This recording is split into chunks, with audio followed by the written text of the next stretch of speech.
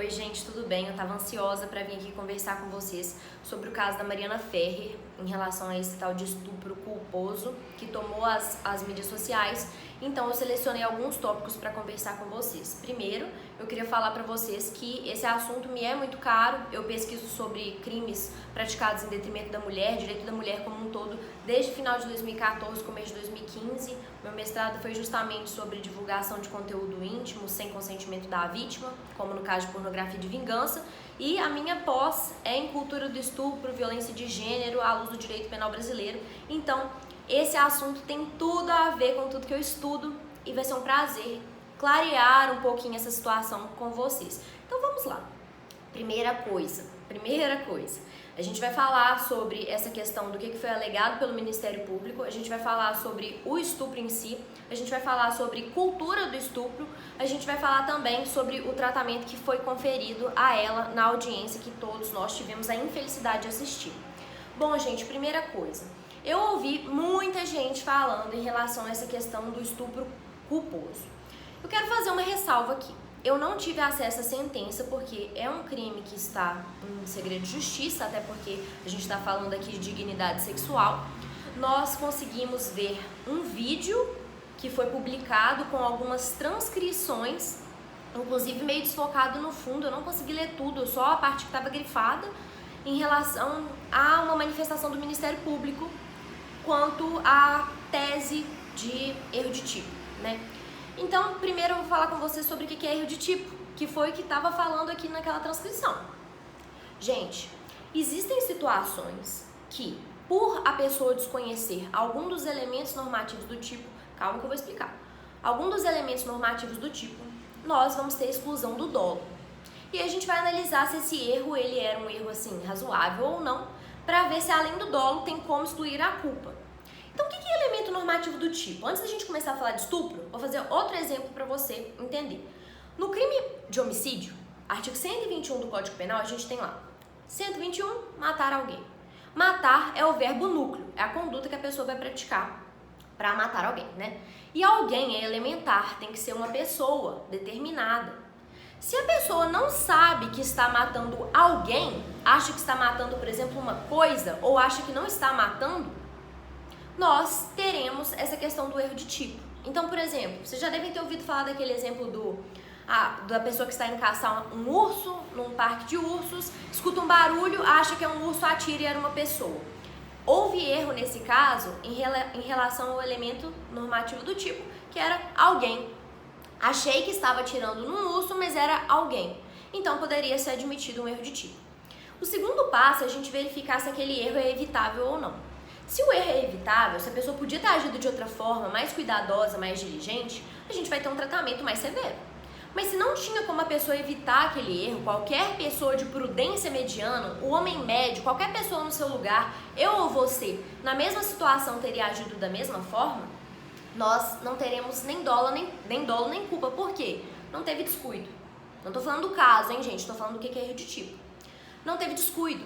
E se não tem descuido, que é justamente a culpa, a inobservância do dever objetivo de cuidado, que é o que a gente tem que ter no nosso dia a dia, em todas as nossas relações para viver em sociedade, se o erro for invencível, excusável, qualquer pessoa naquela situação teria feito o mesmo, nós não teremos o dolo, porque não teve vontade nem consciência, e a gente também não vai ter culpa, porque não teve descuido, não teve essa inobservância do dever objetivo de cuidado.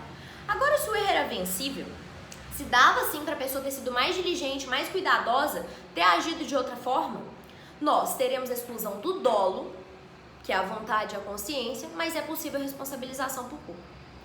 Nós temos um princípio no nosso ordenamento jurídico que se chama princípio da excepcionalidade do crime culposo.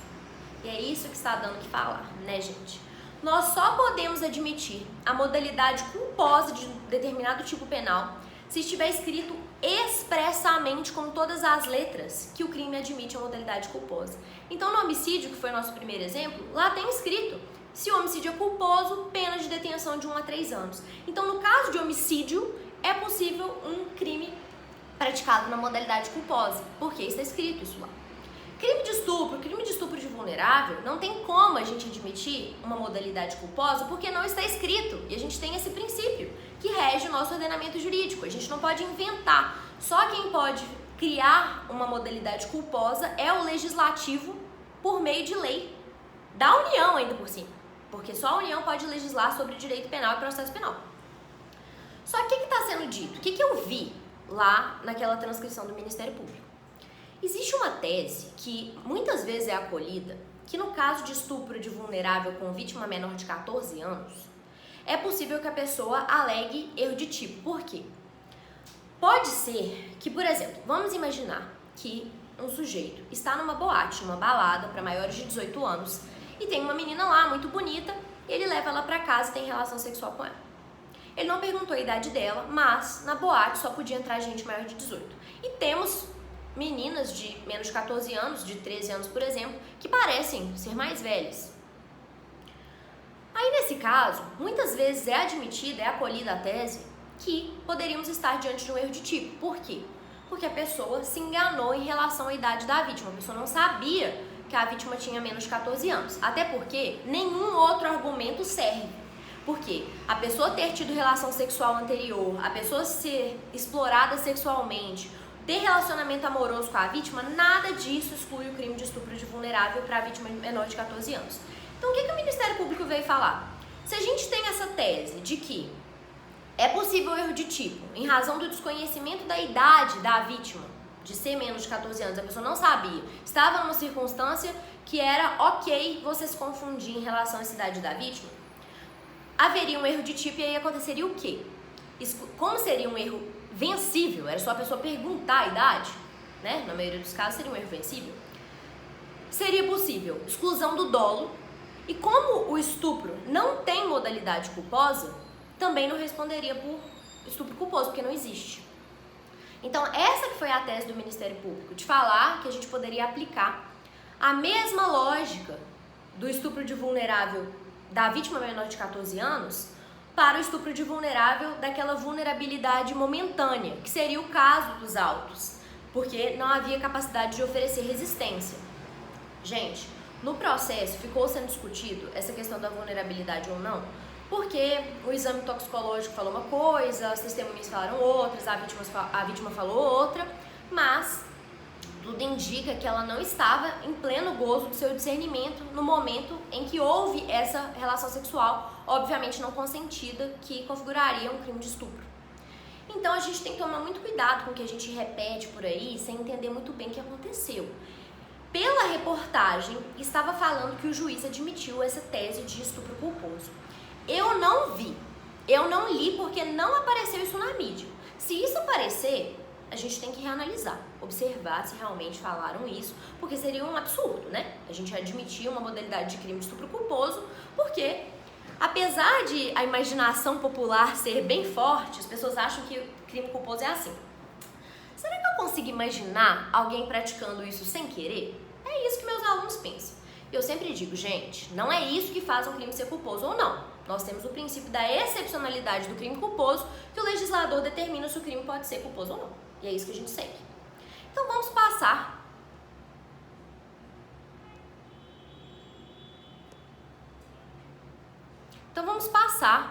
para os outros pontos que eu queria conversar com vocês em relação a esse caso.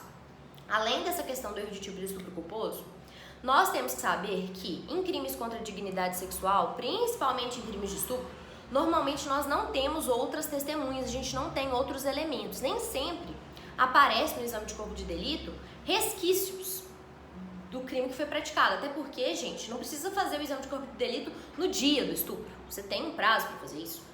Mas, quando a gente está diante de crimes contra a dignidade sexual, a palavra da vítima tem um peso muito grande. Muito grande mesmo, muito forte. Por quê? Normalmente não tem testemunha, as coisas são em lugares que não tem filmagem. Tiveram filmagem nesse caso das duas pessoas, a vítima e o suposto agressor, entrando no mesmo cômodo, mas não tem filmagem da relação sexual. Mas, quando a gente está diante desses crimes, a gente tem que dar um valor muito alto, muito forte para o que a vítima falou. Ai, tem vítima que inventa. Gente, tem vítima que inventa, mas é uma em 10 bilhões. Inventei essa proporção aqui, mas para vocês saberem, é a minoria da minoria da minoria. E esse discurso prejudica muito as pessoas que precisam ser protegidas pela lei. Então, você ouviu falar de um caso em que a vítima inventou. Beleza, você ouviu falar de um caso. Eu já ouvi falar de vários outros casos em que a vítima não inventou. Então, nesses casos, é possível sim que a pessoa seja condenada apenas com as palavras da vítima, com o depoimento que a vítima prestou. Ok? Mesmo que o exame de corpo de delito, o exame que for feito na vítima não demonstre uma relação sexual, porque pode ser que a vítima nem fez o exame logo após o estupro, nós temos que dar muita credibilidade ao que a vítima falou. Claro que se existirem, no caso concreto, provas conflitantes, muito fortes, que indiquem que a pessoa não estava lá, que indiquem que a pessoa não fez aquilo, que tinha testemunha, que tinha filmagem da pessoa em outro lugar, mostrando que ela não tinha como praticar aquele crime, ok. Haveria outras provas fortes o suficientes para não ter uma condenação, mas isso é a exceção. E, gente, depois que vocês assistiram o vídeo daquela audiência, me diz, eu nem preciso te contar, você mesmo já consegue ter essa interpretação.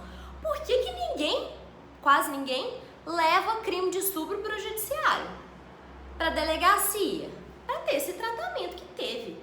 Que lá foi um absurdo, um absurdo. O que a gente viu naquela audiência? Quais foram os argumentos que foram usados para desestabilizar a vítima? Não era nem o agressor, era a vítima. Foto falando que as lágrimas dela eram de crocodilo, foto de cunho, de caráter ginecológico. Quando eu leio esse negócio de ginecológico, foto em pose ginecológica, eu não tenho nem o que comentar. Muita gente nem quis assistir o vídeo, né? Porque é um vídeo gatilho. Quem foi vítima de estupro, quem foi vítima de crime contra a dignidade sexual, não assista aquele vídeo, porque é tenebroso. E mais me assusta ter continuado a audiência depois que aquele advogado começou a falar dessa forma com a vítima. Porque quem teve que se defender foi a própria vítima, pedindo dignidade, pedindo respeito. Uma coisa que eu quero que vocês entendam, porque esse é um vídeo jurídico, claro que é acessível para quem não é do direito, mas é um vídeo jurídico, é o seguinte, pessoal. Atenção em relação a uma coisa. Nós, na criminologia, a gente estuda isso bastante. Nós temos 3 espécies de vitimização. A vitimização primária, que é o próprio efeito do crime e as suas consequências diretas e indiretas na vítima. Então, o fato de ser estuprada, humilhada, ferida na sua própria dignidade, isso é vitimização primária, os efeitos do crime. O distúrbio psicológico que você vai ter, o trauma que uma coisa horrível dessas causa na sua vida, isso é vitimização primária. Nós também temos vitimização secundária e terciária. E eu vejo muito da secundária, mas também da terciária, aqui nesse caso. Na vitimização secundária, pessoal, nós temos um problema muito forte de revitimização. E aquilo, claro, da cultura de estupro, de vitimizar a vítima, de colocar a culpa na vítima, perdão, e não no agressor. A vítima é culpada porque ela está dizendo que ela é uma santa, ela está dizendo que ela tem, só falta a auréola na cabeça dela, ela é uma falsa. Lágrimas de crocodilo saindo, ela estava se oferecendo, olha as fotos que ela coloca no Instagram, não queria ter uma filha como você. Quando que passou a ser aceitável, embora isso seja o que a gente vê na prática, colocar a culpa na vítima do estupro? Alguém estupra uma pessoa, aí você fala, não, você não tem perfil nem para ser minha filha. A gente tem visto muito isso, né? Você não merece ser estuprada, eu rezo para Deus, para os meus filhos não se envolverem com uma mulher como você.